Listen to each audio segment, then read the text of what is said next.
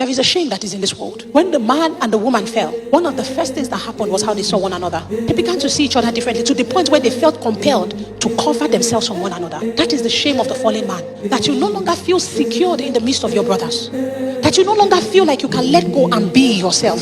That you no longer have the confidence to express your unique giftings and graces. You are constantly laden by the condemnation of this world. Even when men are silent, you can feel the arrows of their intentions hitting you. It causes shame. It causes grief.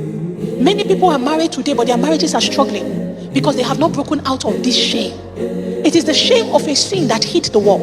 It is the shame that comes from the knowledge of the fact that men were no longer in the perfection of the will of God. It is the shame that comes from knowing that you have journeyed away from the standard that your Creator set for you. It is the shame of knowing that you no longer know how to apprehend the treasures of truth that God has laid in your spirit. It is the shame of dealing with the layers of sin, the layers of iniquity, the layers of grief that makes it hard for you to touch God like you ought to. Shame.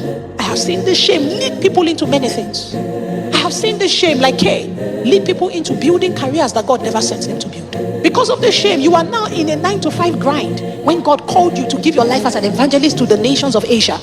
Because of this shame, I have seen you go to marry a person that God did not ask you to marry, simply because you needed to prove to the world that you are not less for not being married.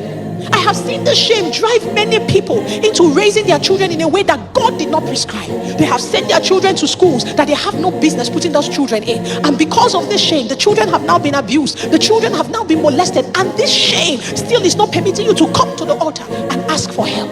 There's a shame in this world that has been instituted by the hordes of darkness, that are managed by the demons from hell.